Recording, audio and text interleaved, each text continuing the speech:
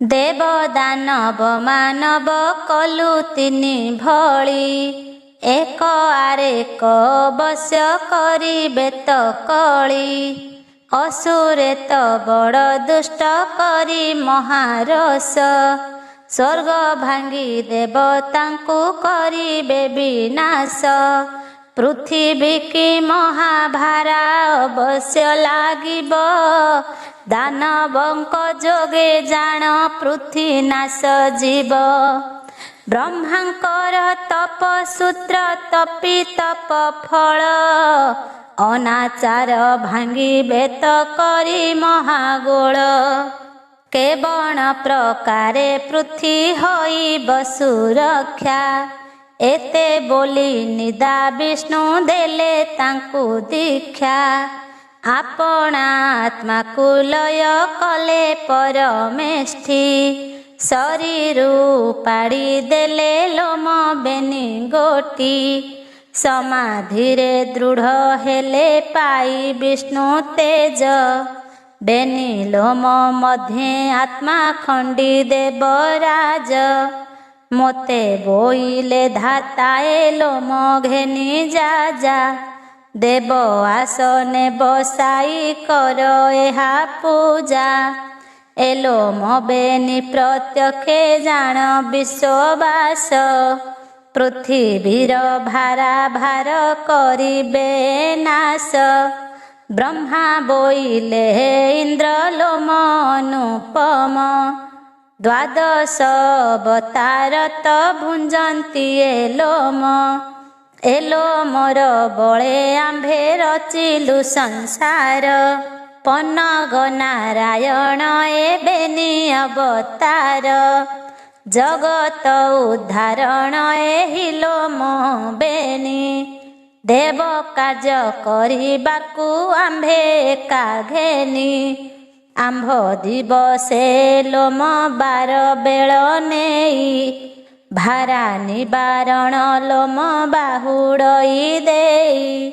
ତୁମ୍ଭେ ନ ଜାଣ ଏ ଲୋମ ମହିମାର ବିଧି, ଏବେ ତୁମ୍ଭ କାର୍ଯ୍ୟ ସିଦ୍ଧ ହେଲା ଜୟ ଭେଦି। ଏବେ ଆଣିଲୁ ପୁଣି ସେ ଲୋମ ଦେବରାଜ, ସକଳ ଶୁଭ ତୁମ୍ଭର ହେବ ଦେବ କାର୍ଯ୍ୟ। ବହୁତ କାଳରୁ ଆମ୍ଭେ ଥିଲୁ ବାଟ ଚାହିଁ, ଆଜି ନିସ୍ତରିଲୁ ସେହି ବେନି ଲୋମ ପାଇ। ପ୍ରତ୍ୟକ୍ଷ ହୋଇଲେ ରାମ କୃଷ୍ଣ ଏଥୁ ଜାତ, ଅନେକ ଦୁଷ୍ଟ ଦାନବ କରିବେ ନିପାତ। ବଣା ନାର କାଜେ କଂସ ବଜନା ଭଜରା, ଏମାନେ ହେଉଅଛନ୍ତି ପୃଥିବୀ କି ଭାରା। ରୁକ୍ମଣ ଯେ ଦନ୍ତ ବକ୍ର ସମ୍ବର ସହିତେ, ଦୁଷ୍ଟ ବୁଦ୍ଧି ଆଚରଣ ଏହାଙ୍କର ନିତ୍ୟ। ଏମାନେ ଥିଲେ ତ ପୃଥ୍ୱୀ ନାହିଁ କେବେ ରକ୍ଷା, ମାରିବେ ଦୁଷ୍ଟ ଦାନବେ ପୁରାଇବେ ବାଞ୍ଛା। ଅନେକ ଭାଗ୍ୟ ଥିଲେ ରୋମ ଦେଖି ପାରି, ଶୁଣ ତୁହ ଏକ ମନ ସ୍ୱର୍ଗ ଦଣ୍ଡଧାରୀ। ଆବର କଥାଏ ଆମ୍ଭେ ତ ଆଗେ କହିବୁ, ପାପାଧି ପାପ ମାନ ଯେ ଧ୍ୱଂସ ହେଉ ସବୁ। ପୂର୍ବର ଭକତ ଶ୍ରୀ ଭାଗବତ ବାଣୀ, ମୁକତି ପାଇବୁ ତୁହି ଏହି କଥା ଶୁଣି। ଆମ୍ଭଙ୍କୁ ତ ଯେତେବେଳେ ଦିବସେକ ହୋଇ, ମେରୁ ଆଦି ଚରାଚର ମହି ନାଶ ଯାଇ।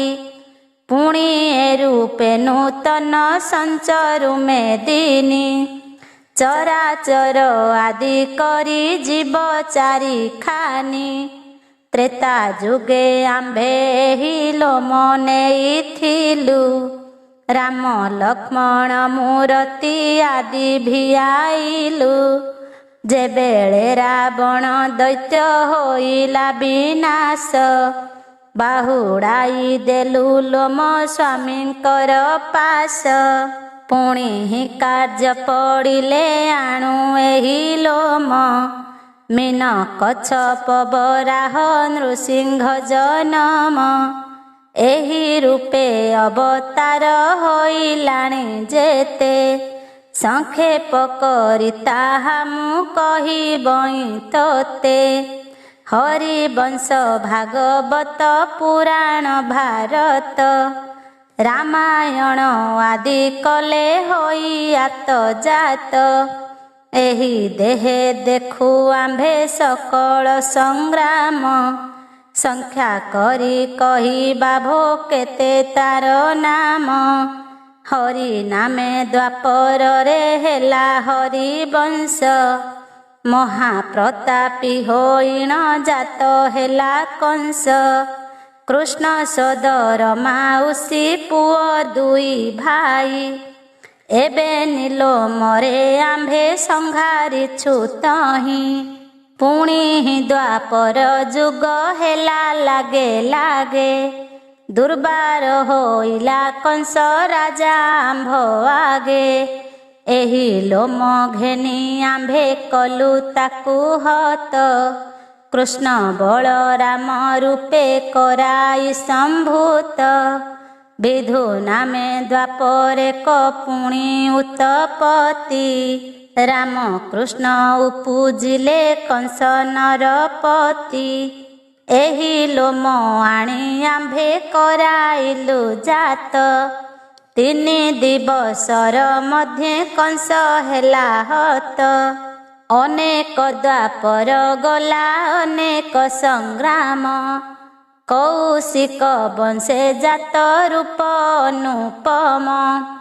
ଏହି ବେନି ଲୋମ ଜାଣ ରାମକୃଷ୍ଣ ରୂପେ, ବାଳ କ୍ରୀଡ଼ା କରୁ ତାକୁ ମାଇଲେ ଗୋପେ।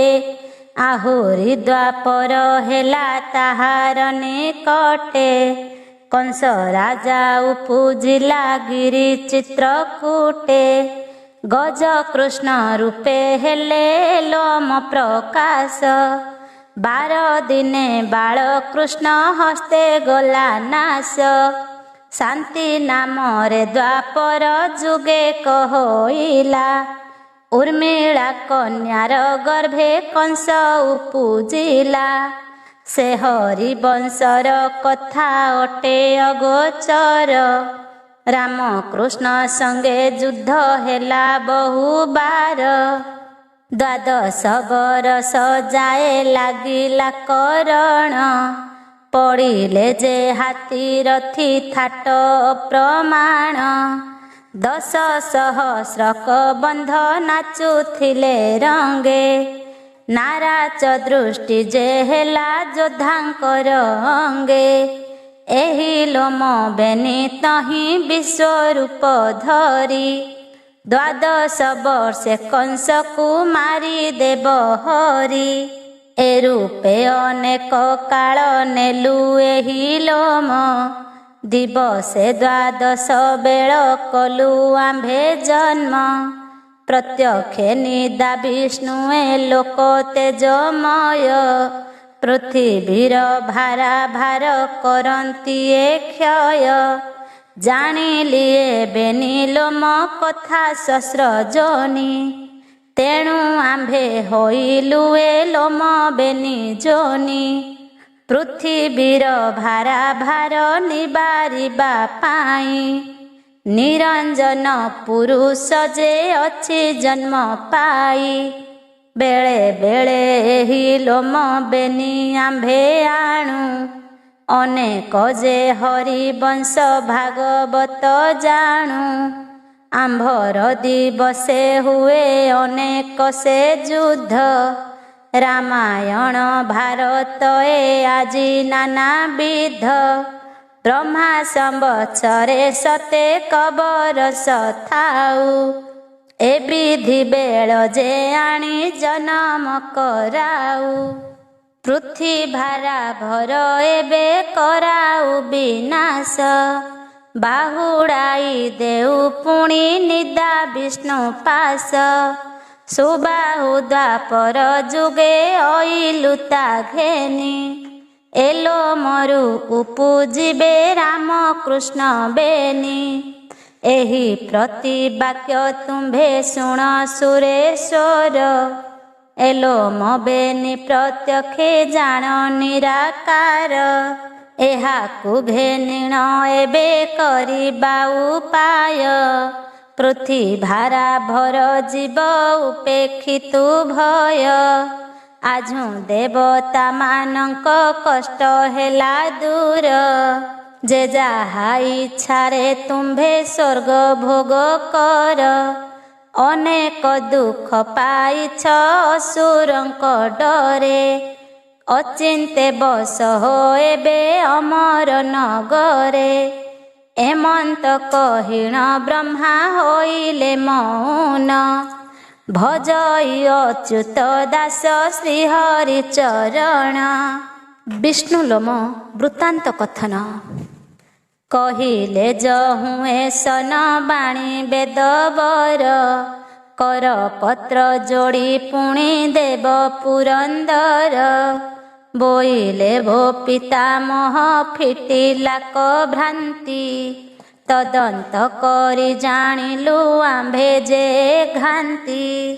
ପ୍ରତ୍ୟକ୍ଷେ ବିଷ୍ଣୁ ଈଶ୍ୱର ଅଟନ୍ତି ଏବେନି। ପୃଥିଭାରା ଭାର ଅର୍ଥେ ଅଇଲେ ତା ଘେନି। ଏବେ ନିଲୋ ମନେଇଣ କି କରିବୁ ଅବା। ଏକଥା ଭୋ ବ୍ରହ୍ମା ମତେ ସଂକ୍ଷେପି କହିବା। ପୂର୍ବେ ଯେତେ ହରିବଂଶ ତୁ ତ ଜାଣୁ ସବୁ। ଏବେ କହ ସ୍ୱାମୀ ଆମ୍ଭେ କି ବୁଦ୍ଧି କରିବୁ।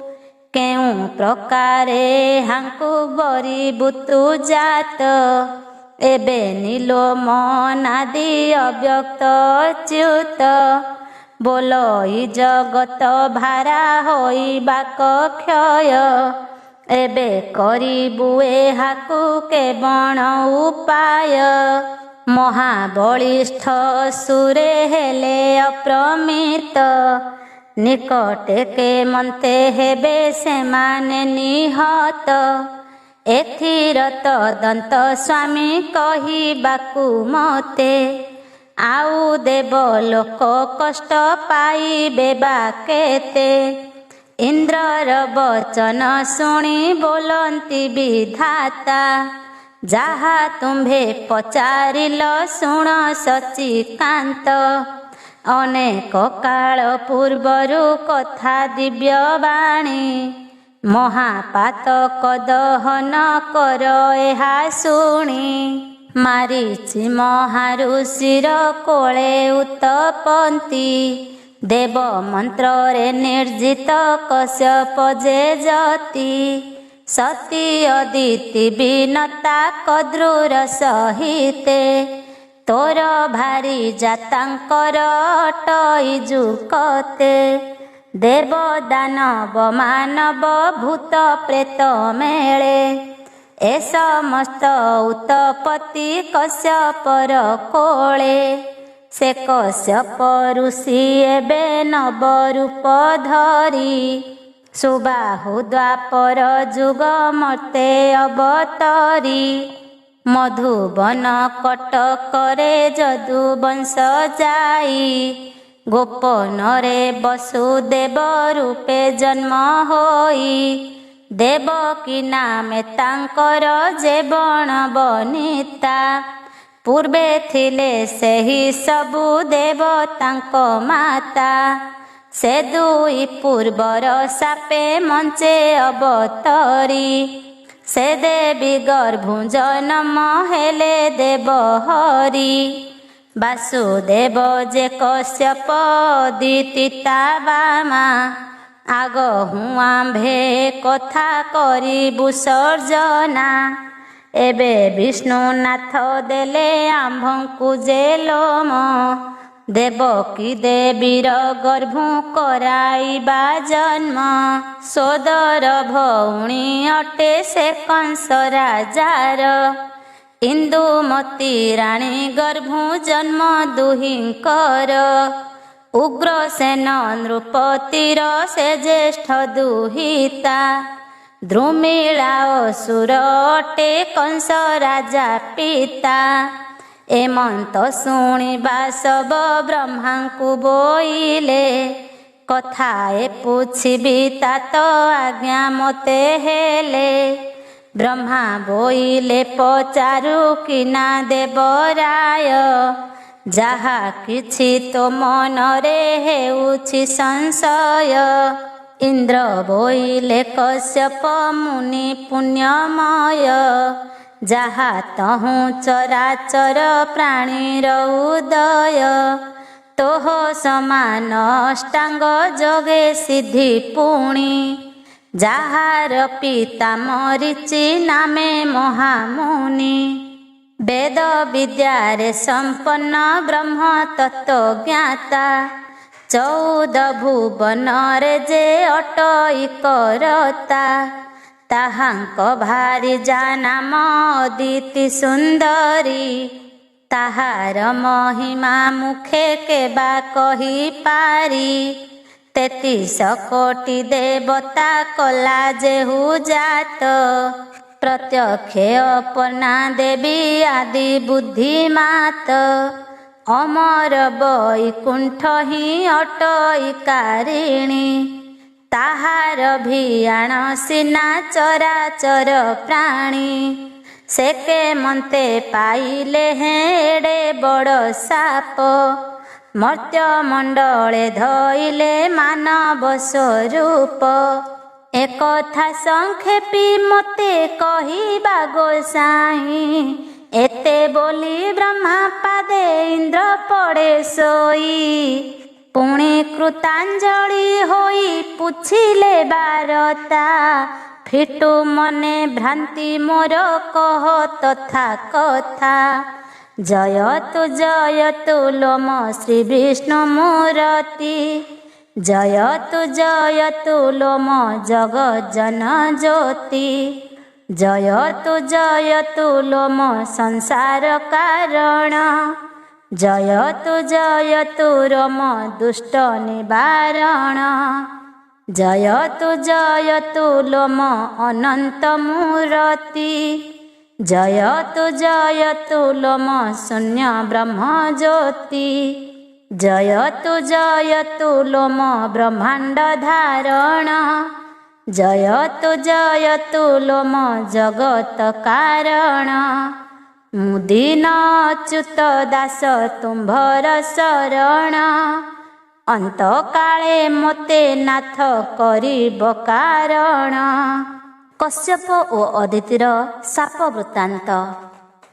ବ୍ରହ୍ମା ବୋଇଲେ ତୁ ଇନ୍ଦ୍ର ପୁଛା କହୁ ଯାହା, ସାବଧାନ ହୋଇ ଏବେ ଶୁଣ ତୁ ହୋ ତାହା। ଭୁବନ ଲୋକ ଉପରେ ସ୍ୱର୍ଗ ହିଁ ସୁମଞ୍ଚ, ଦେବତାଙ୍କର ଭୁବନ ଅଟେ ଅତି ଉଚ୍ଚ।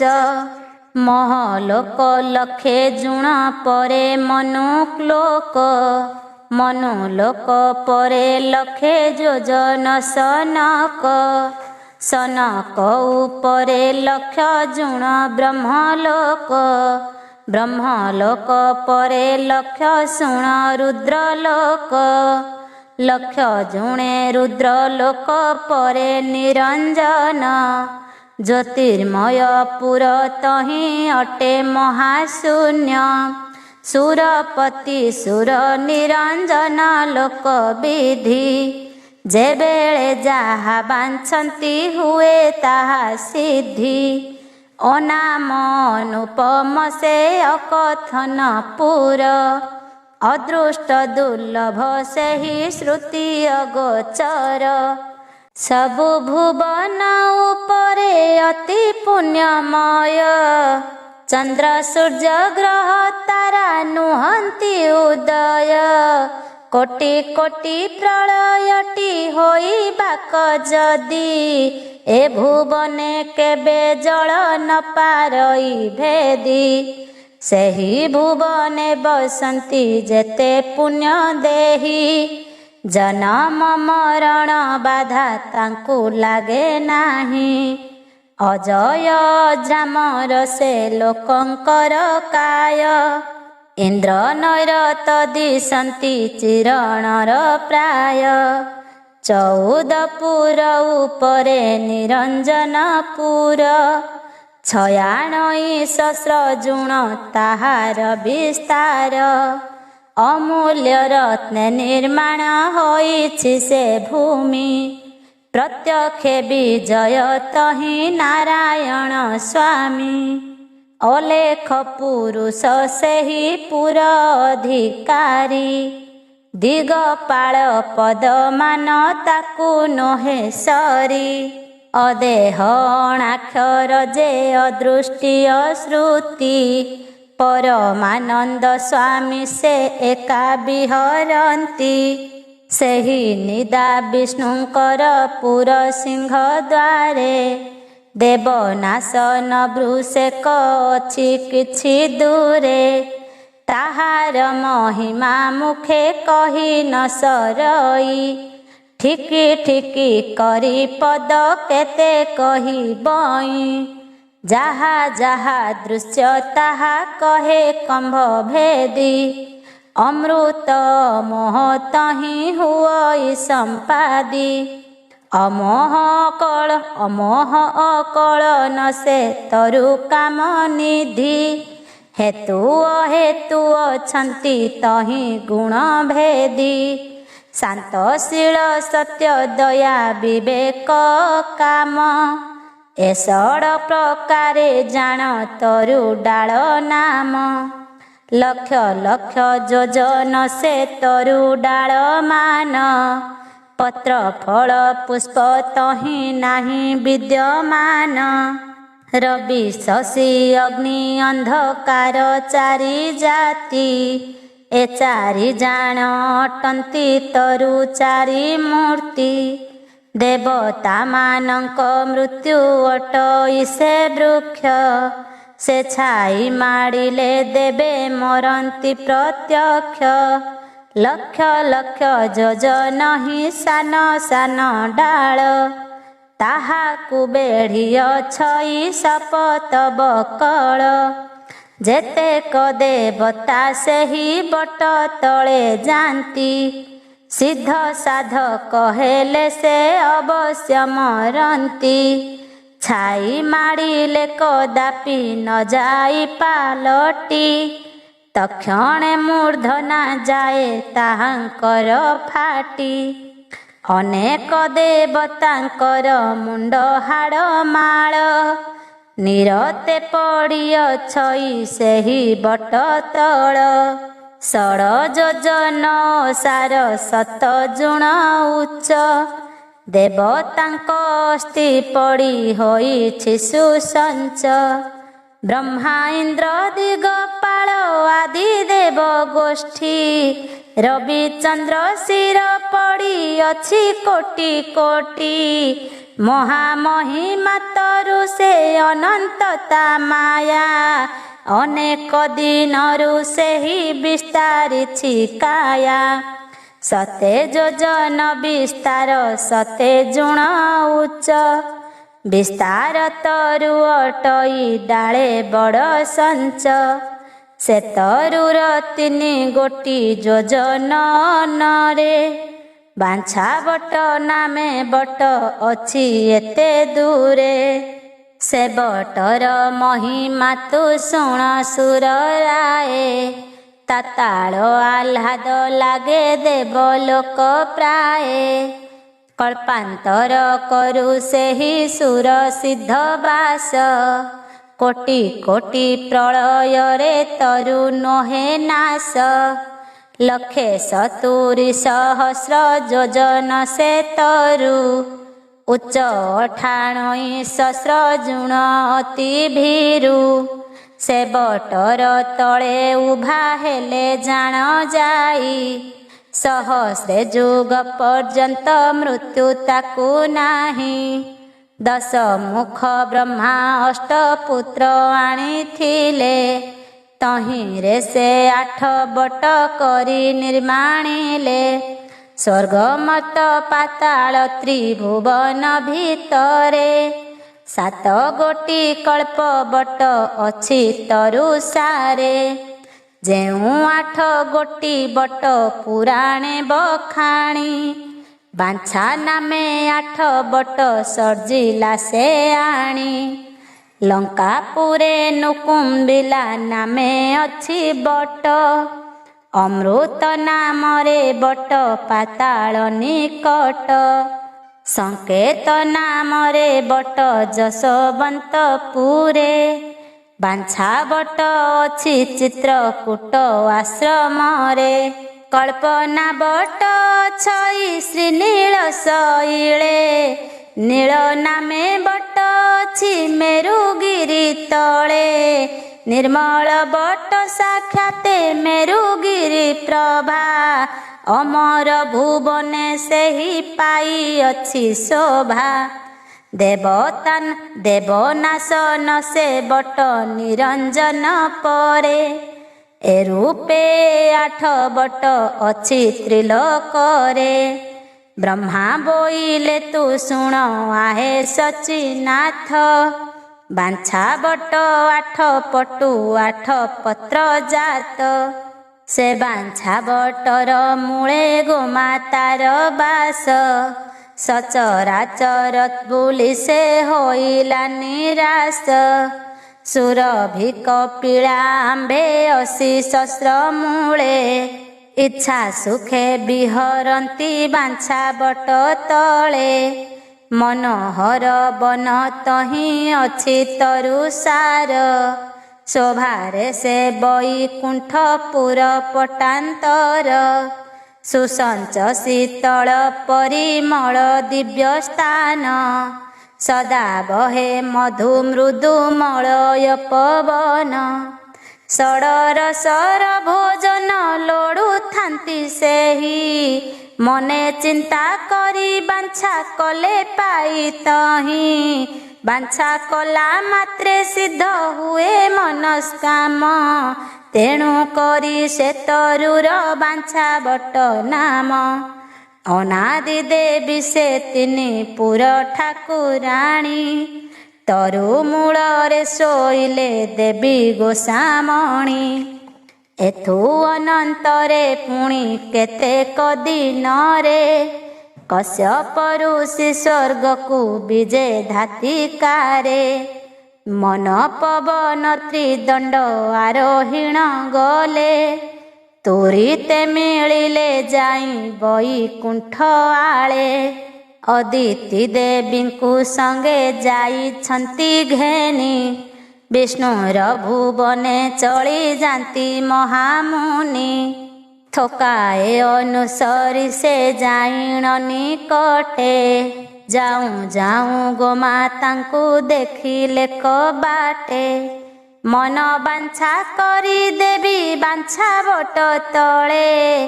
ଆତ୍ମାରେ ଲୟ ଲଗାଇଛନ୍ତି କୁତୁହଳେ। ଏ ସମୟେ ଚାହିଁଲେ ସେ କରି ସ୍ଥିର ଦୃଷ୍ଟି।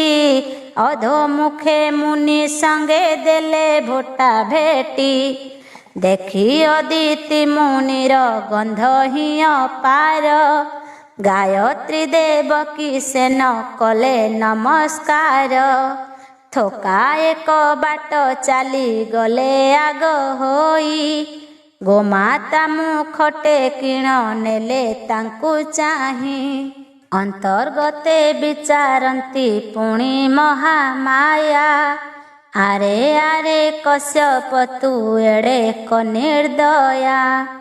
ଆମ୍ଭେ ଯେ ଜଗତ ମାତା ସଂସାର କାରେଣୀ।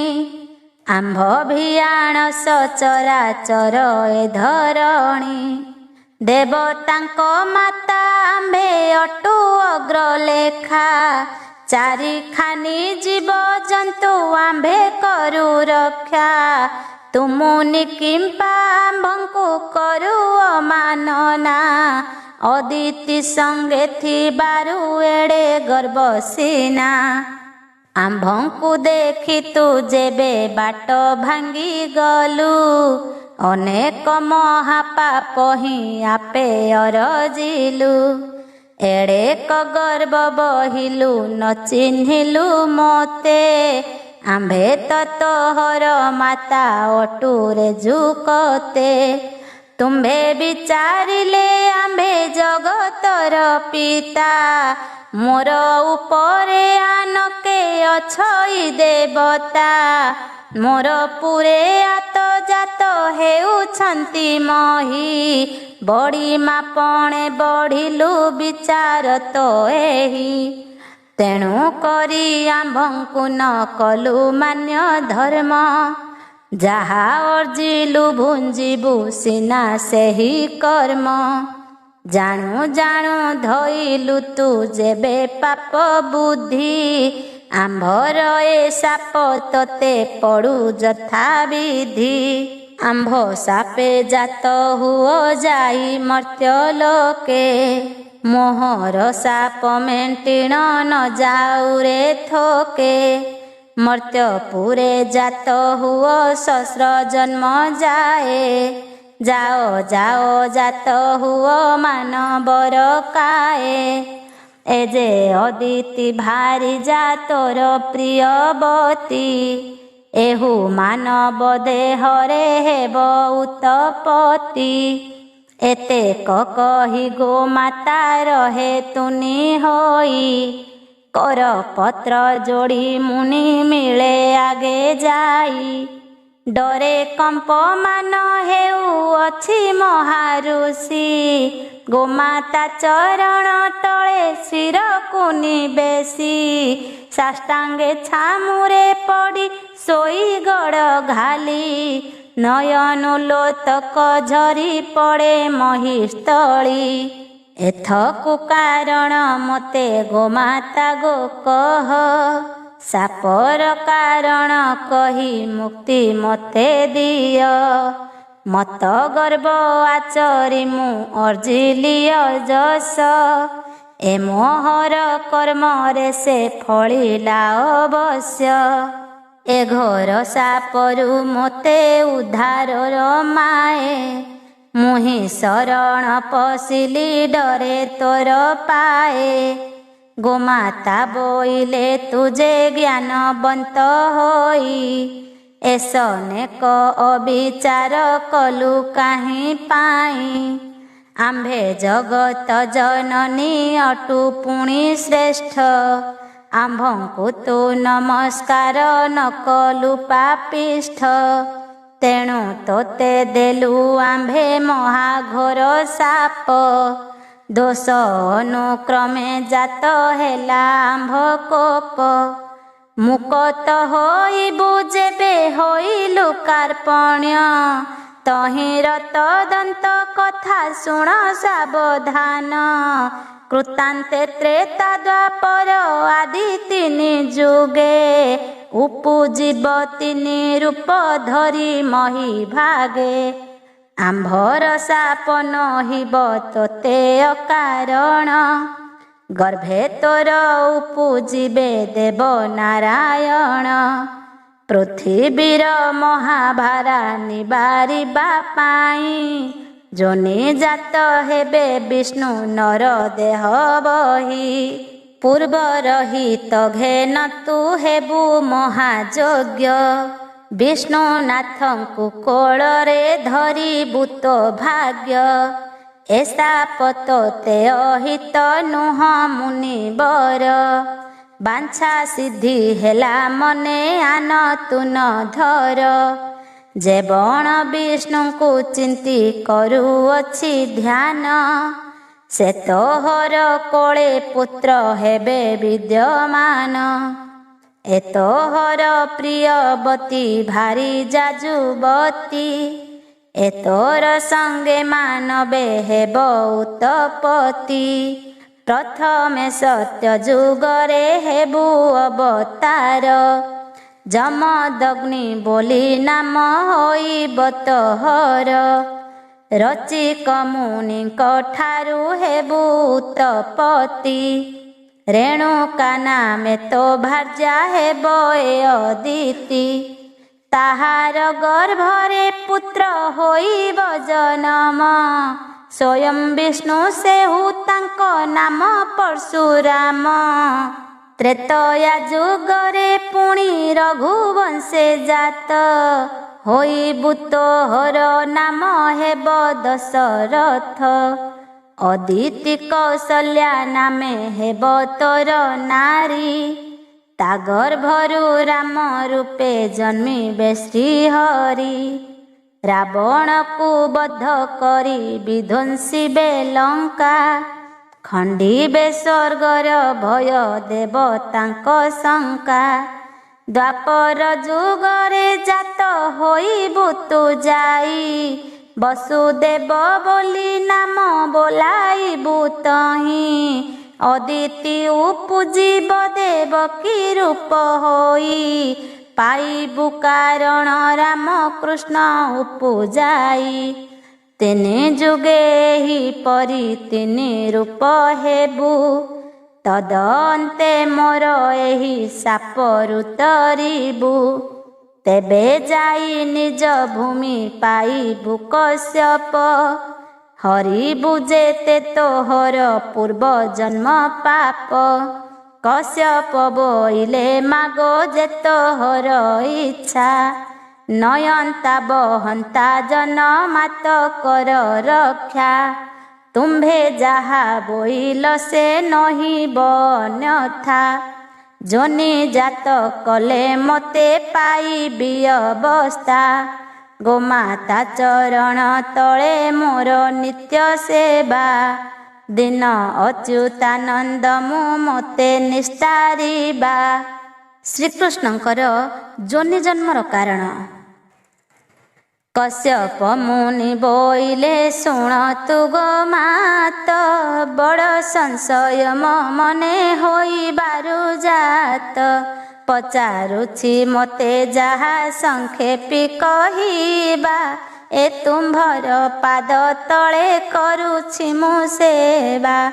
ଅଗୋଚର କଥା ମୋତେ କହିଲ କାହିଁକି। ସମ୍ପ୍ରତେ ନ ଗଲା ମୋର ମନରେ ତହିଁକି। ତୁମ୍ଭେ ବୋଇଲ ଶ୍ରୀ ବିଷ୍ଣୁ ନର ଦେହ ବହି। ଯୋନିରେ ଜାତ ହୋଇଣ ଉଦ୍ଧାରିବେ ମହି। ମଞ୍ଚର କଥା ସମ୍ପ୍ରତେ କରିବ କେମନ୍ତେ। ଏ କଥା ବଡ଼ ସନ୍ଦେହ ଲାଗୁଅଛି ମୋତେ। ବ୍ରହ୍ମା ଶଙ୍କର କରନ୍ତି ଯେ ସ୍ୱାମୀଙ୍କୁ ଲଏ। ଶିବ ବ୍ରହ୍ମା ଯାର ପାଦ ଉଦକ ନ ପାଏ। ଦେବାଧିଦେବଙ୍କର ହେ ଅଟେ ଆଦି ମୂଳ। ରେଖା ରୂପ ବର୍ଣ୍ଣ ଯାର ନାହିଁ ଶୂନ୍ୟ ଠୁଳ। ଅଦୃଷ୍ଟ ସଶ୍ରୁତ ସେହୁ ଅଣାକାର ସ୍ୱାମୀ। ଚିହ୍ନ ବର୍ଣ୍ଣ ଯାର ନାହିଁ ସେହି ଅନ୍ତର୍ଯ୍ୟାମୀ। ଦେବେ ଅଗୋଚର ବୋଲି ଯାହାକୁ ବୋଲନ୍ତି। ଗର୍ଭଜାତ ହୋଇ ନର୍କ ଭୋଗିବେ କେମନ୍ତି। ଏଥିର କାରଣ ମୋତେ କହ ତୁ ଗୋମାଏ। ଶ୍ରୀହରି କଥା ଶୁଣି ମୋ ସାପ ଯାଉ କ୍ଷୟେ। ଗାୟତ୍ରୀ ବୋଇଲେ ଶୁଣ କଶ୍ୟପ ତୁ ମୁନି। ବହୁତ କାଳର କଥା ବେଦାନ୍ତର ବାଣୀ। ତାହା ସଦଭାବେ ତୋତେ କହିବା କଶ୍ୟପ। ସାପ ନିବାରିବା ତୋର ଖଣ୍ଡିବା ନା ପାପ। ଯେତେବେଳେ ପୃଥିରେ ନଥିଲେ କଆନ। ବ୍ରହ୍ମା ବିଷ୍ଣୁ ମହେଶ୍ୱର ଥିଲେ ତିନି ଜଣ। ବିନ୍ଦୁ ନଥାଇ ତିନିହେ ହୋଇଲେ ସମ୍ଭୂତ। ଅନାଦି ତାହାଙ୍କ ପିତା ଆଦି ତାଙ୍କ ମାତ। ତିନି ଭାଗ କରି ବିନ୍ଦୁ ବାଣ୍ଟିଲେ ଅନାଦି। ତିନି ପୁତ୍ର ହୋଇ ଏହି ପୃଥିବୀ ସମ୍ପାଦି। ବ୍ରହ୍ମା ବିଷ୍ଣୁ ମହେଶ୍ୱର ନାମ ଏହାଙ୍କର। ପ୍ରଳୟ ଜଳୁ ଏ ତିନି ହେଲେ ଅବତାର। ପ୍ରଥମ ପୁତ୍ର ଯେ ତାର ବ୍ରହ୍ମ ନାମ ହେଲା। ସକଳ ବ୍ରହ୍ମାଣ୍ଡ ବୁଦ୍ଧି ବଳେ ସେ ସର୍ଜିଲା। ଓଙ୍କାର ମୂଳ ମନ୍ତ୍ର ଯେ ଶିଶୁ ବେଦ ବାଣୀ। ଏ ସଂସାର ଯାକ ତାହା ସିଞ୍ଚିଲା କଆଣି। वेद विद्यादि जावत कर्म धर्म विधि मंत्रर वासना हेतु कला सर्वसिद्धि द्वितीय पुत्र जे हेले विष्णु अवतार संसार रक्षणकारी मदन गोपाल दुष्ट जन संसारिण संथ प्रतिपाली सकल अधिकारिता नाम बनमाली तृतीय पुत्र ईश्वर महादेव स्वामी मातार रूप देखिण हेले महाकामी जुकते उलग्न से ही अटे जोगेश्वर आदि मातार संगते कले कबिहार विष्णु हेमंत देखिण कले महारस आहे महेश्वर तुम्भे कल बड़ दोष एड़े बड़ नीति तू कलु मत भोले जाणु जाणु माता को तू हरिलु काले माता को हरण करी हेलु महापापी तोर मुख न चाहिबु आंबे जे कदापि श्री विष्णु देवता मुखु एसनक शुणी हत ज्ञान होइले कदेव शूल पाणी छाड़ी अलगा होइले शिव तत्क्षण लाजे तले मथा पोती हेले विडंबन खंडे दूर जाई उभा हेले शूलधारी देवतांकु न चाहिले मुख तोली करी एहा देखी विष्णुनाथ बही महारोष आदि अपर्णांकु चाहि बोइले भास तुम महामाया सबुरी अटु ठाकुराणी एड़े अनीति कथा तू आचरिलु पुणी वृद्धा माता होई तोर एड़े कसरधा केमंत एड़िलु तुही लाज भय बाधा बाळुत पुअकु एही क्षणी जात कलु से अज्ञान केमंते तू ताकु देह देलु अनादि परापति की कलु लतु तेजा काम गरबे छाड़िलु जाति कूल लज्जा तोते की बोलिबा तोर प्रकृतिर दोष अयोग्य पणे तोहर धर्म गला नाश यद्यपि ए जोनी गोटी न थांता तो देही एते बड़ नीति तू करंतु किं पाई अनेक झिंगा सतहु कले विष्णुनाथ शुणिण आदि अपना लुचाइले माथ विष्णु को बोइले तुरे ज्ञानवंत होई मोते झिंगा सबचन कहिलु किं पाई प्राणी उपरे प्रकृति अटे बलियार ए प्रकृति करुअछि सबु अनाचार पाप पुण्य भोगे प्राणी प्रकृतिर बळे प्रकृति की बळी आउ नाही सयळे ए मोर प्रकृति जहु बळाइला मोते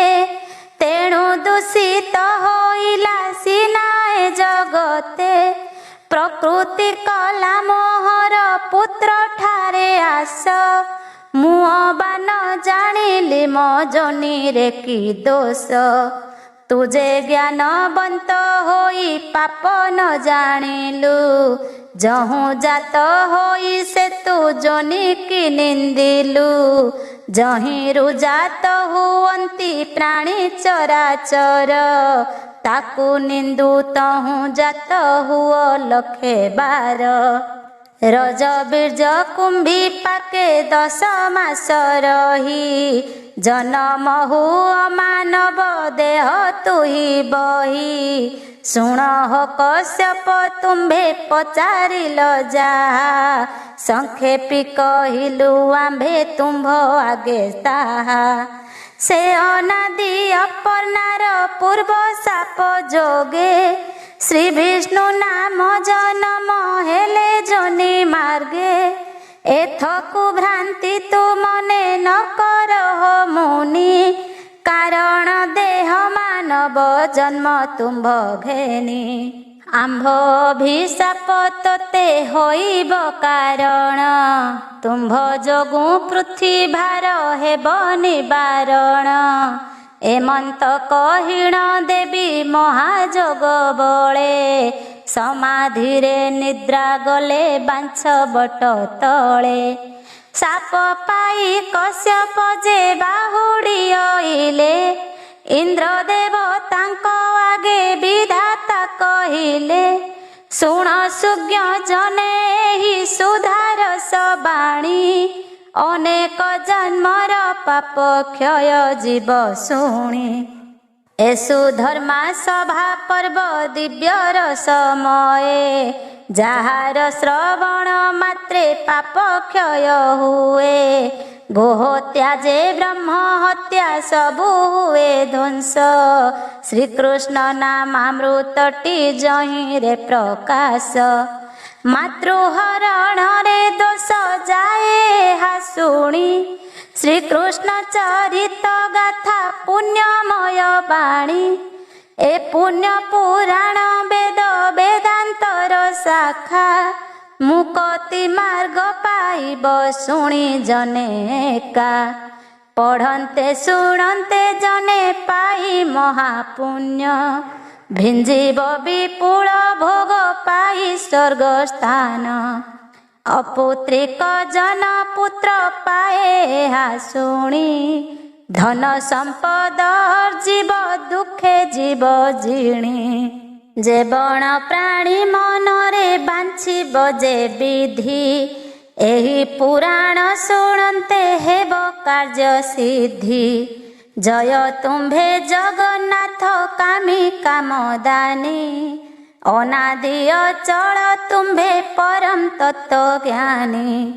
ଦେବାଧିଦେବଙ୍କର ତୁ ଅଟୁ ଅଗ୍ରଲେଖା, ଆଦି ଅନ୍ତ ମଧ୍ୟେ ତୋର ନାହିଁ ପୁଣ୍ୟ ସଖା।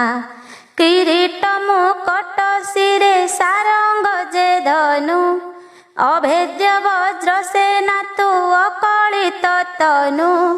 ସୟଳରେ ଲାଭ ହାନି ବିଧାତା କରତା, ଲକ୍ଷ୍ମୀ ସରସ୍ୱତୀଙ୍କର ସ୍ୱାମୀ ଅଟୁ କର୍ତ୍ତା। ଶଙ୍ଖ ଚକ୍ର ଗଦା ପଦ୍ମେ ଶୋହେ ଚତୁର୍ଭୁଜ, କରୁଣା ନିଧି ଦେବାଧିଦେବଙ୍କର ରାଜ।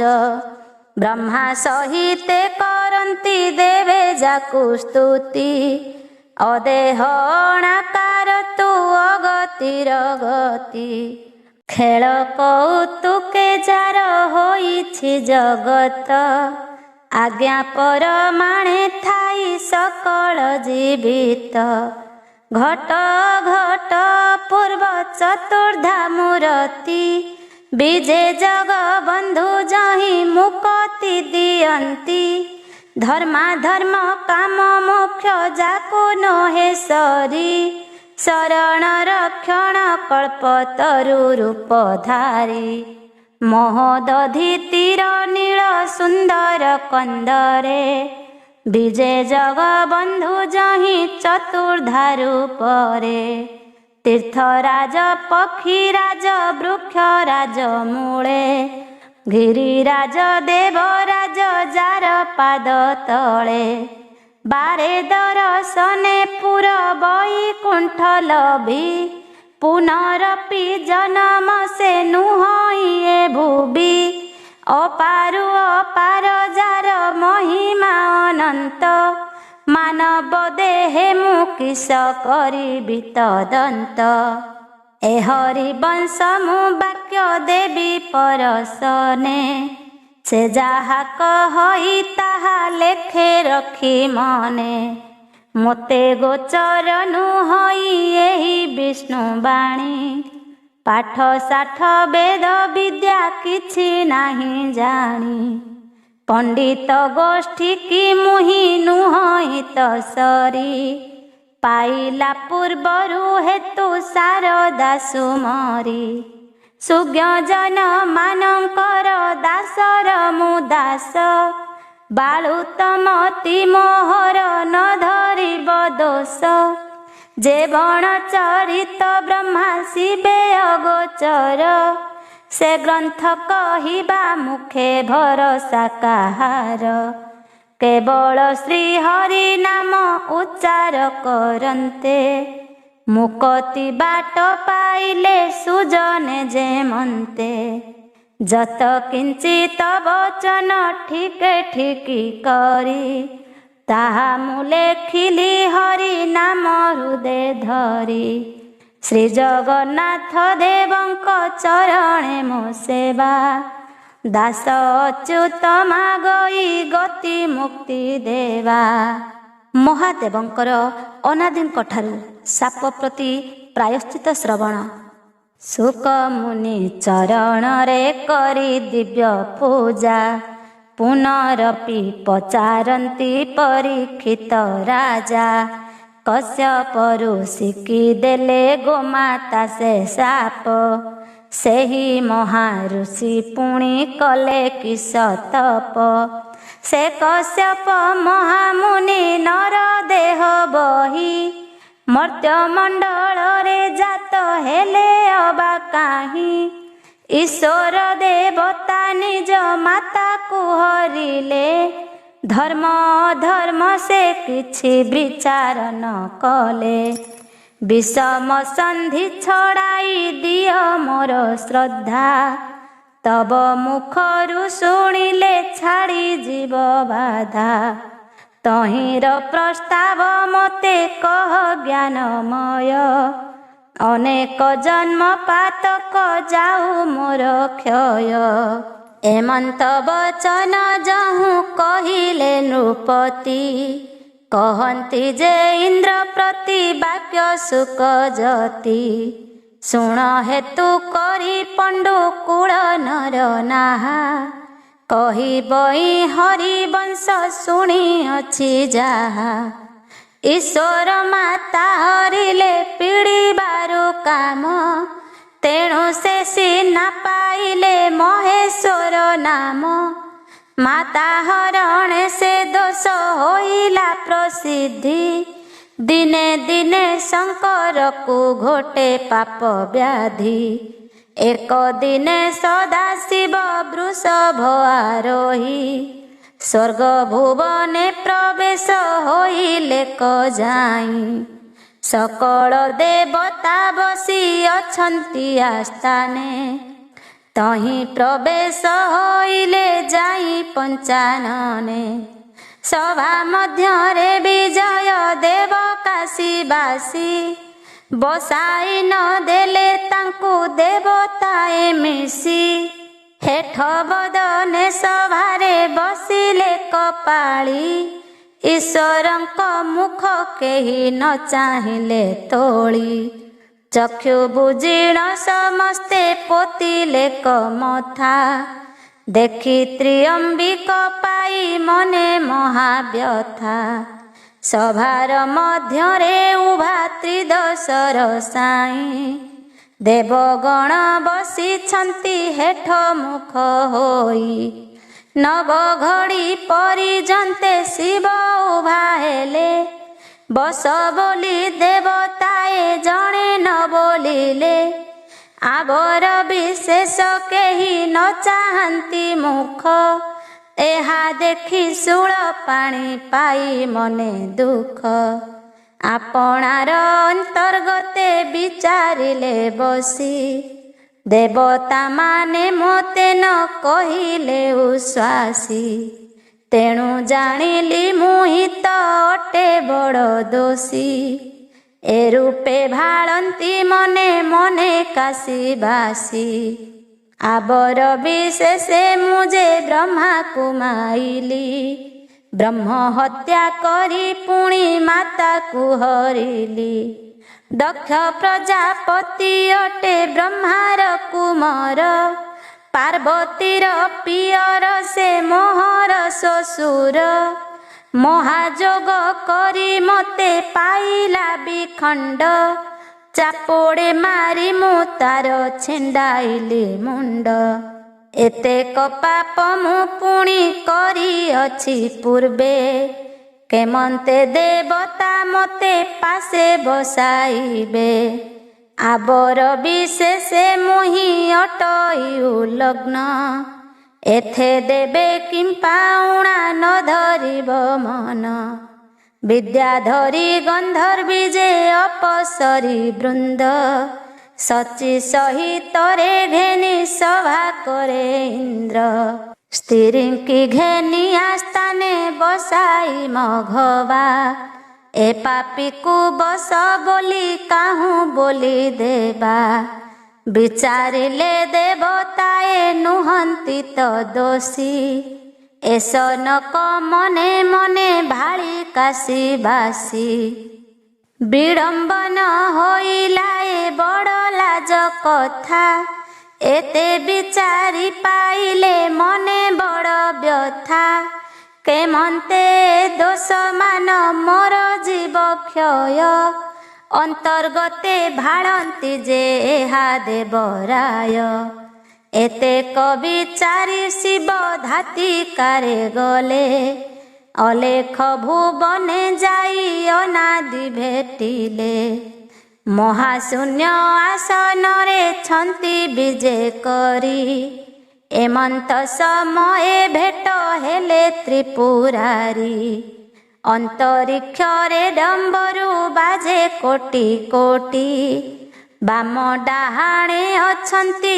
नंदी जे भ्रुकुटी कटी तटे चिरकुटी लेंकुटी काछटा दिगंबर बेश शिरे जटा पांच गोटा मने विचारंती स्वामी आगरे कहिबी पाप अर्थे प्रायश्चित करिण तरिबी ज्ञान अज्ञान रे पाप करंती बाजेहु प्रायश्चित कले पुण दोष जाए तहु एजे जगत अटंती पूर्ण ब्रह्ममय जानती जे मन्ते पाप मान जीव क्षय एमंत विचार करी देव पशुपति अनादि सन्निधे जाई मिलिले तड़ती गुरु को जे नमस्कार करिले तुरीते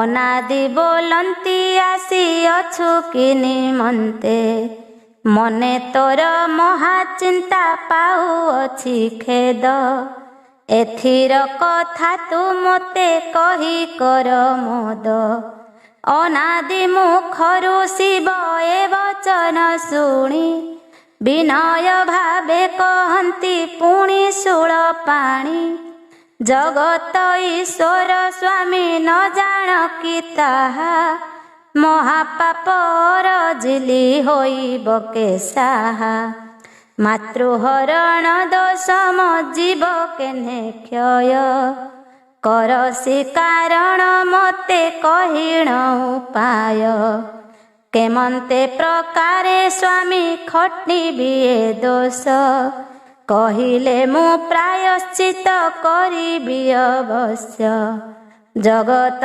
धारण तोते शयनर चिंता देव दानव मानव सबु ऋतु पिता एथिर कारण मते कह विश्वास संचित पातक जीव केमंत मनास ईश्वर कहिले जहु एस न उत्तर प्रतिवाक्य दियंती से प्रभु निराकार शुण ईश्वर कहिबा तोते सदभाव संसारे जन्म होइले अछि हानि लाभ पाप पुण्य रे जड़ित सर्वदा काया सर्वदा घोटी अछई संसार को माया अर्थ जहि अछि तहि अनर्थ हि अछि। लाभ होइले अवश्य हानि होइअछि। जहि गुण अवश्य त दोष तहि थाई। दुख पाइथिले पुଣି सुख सेहि पाई। एथकु किं पाई चिंता करुछ हो शिव। पापकु जे प्रायश्चित अछि कले जीव। सावधाने शुण तुजे कहिबा उपाय। जेते पापकु जेतेक कले जीव क्षय। अनादि बोइले शिव ब्रह्म हत्या कले। से पाप छाड़ई कोटि अश्वमेध कले। अनादि बोइले शिव विश्वासघातका। से पापकु अनଳରେ जीव पोड़ी पका। अनादि बोइले शिव सुना चोरी कले। से पाप छाड़ई कोटि अन्न दान देले। अनादि बोइले शिव तरु छेद पाप। क्षय जीवा पाई तरु 101 रूप। अनादि बोइले पर भूमि की हरिले। से पाप छाड़ई अन्य भूमि दान कले। अनादि बोइले शिव उत्कट जे पाप। सेहि क्षय जाई राम नाम कले जप। अनादि बोइले शिव गुरु निंदा कले। से पाप जाई विदेशे तीर्थ माड़ी गले। अनादि बोइले शिव पुत्रिक जन। दोष मान क्षय जान्ति कले तीर्थ स्थान। अनादि बोइले शिव तीर्थ भाग कले। से पाप जाई ईश्वर शिरे गोदुहिले। अनादि बोइले शिव पुराण निंदिले। से पाप जाई गोमुखा सुना दान देले। अनादि बोइले शिव जन्म को निंदिले। से पाप क्षय जाईटी प्रयाग झासिले। अनादि बोइले शिव कले परदार। अंड काटिले से पाप जाई क्षय तार। अनादि बोइले शिव जल निंदा कले। से पाप क्षय जाईटी जल दान देले। अनादि बोइले शिव कन्या को निंदिले। सेहि पाप क्षय जाई कन्या दान देले। अनादि बोइले शिव राधा निंदा कले। सेहि पाप क्षय जाई शिर काटी देले। अनादि बोइले शिव अभक्ष भक्षिले। से पाप जाई श्री विष्णु पादुका पीले। अनादि बोइले शिव गुप्त पाप कले। से पाप जाई अग्नि रे मांस काटी देले। अनादि बोइले शिव संतान नासिले। सेहि दोष क्षय जाई पितृ श्राद्ध कले। अनादि बोइले शिव दरिद्र होइले। सेहि पाप क्षय जाई बालुका पूजिले। अनादि बोइले रजबती की छुईले। से पाप जाई ईश्वर लक्षे चंपा देले। अनादि बोइले महाबंध को काटिले। से दोष जाई तराई पण जले कले। अनादि बोइले मित्र द्रोहकारी जन। पाप क्षय जाई कले मकर स्नान। अनादि बोइले शिव मातांकु हरिले। सेहि पाप जाई ब्रह्म ज्ञान को साधिले। अनादि बोइले पाप एक एक करी। पापर जे प्रायश्चित कहिले न सरी। अज्ञाने ज्ञाने न जानी जानी पाप कले। सबु क्षय जाए हरि वंश को पढ़िले। श्री भगवत हूँ पुण्य ग्रंथ नाही आन। सबु धर्मर उपरे मोक्ष से ही जान। जे शुणई शुणाई से भाग्यवंत जन। विष्णुर चरित गंगा जलर समान। सावधाने शुणिलु तु होत्रिलोचन। पाप कुह प्रायश्चित जेवण विधान। पुण्य कथा चरण कर यथा विधि। आचाररु प्राणीकर हुए सर्वसिद्धि। तु ही जेणु महापापी होइलु ईशान। से तोहर क्षय जीव हेले सावधान। ब्रह्म ज्ञान गोटा जेबे न पारिबु साधी। आबर वचन तोते कहिबा जे विधि। हरि वंश पोथी शुणी पारु जेबे शिव। सकल पाप तोहर निश्चय नाश जीव। ईश्वर बोइले हरि वंश ही शुणिबा। पाप ध्वंस पाई ब्रह्म ज्ञान ही साधिबा।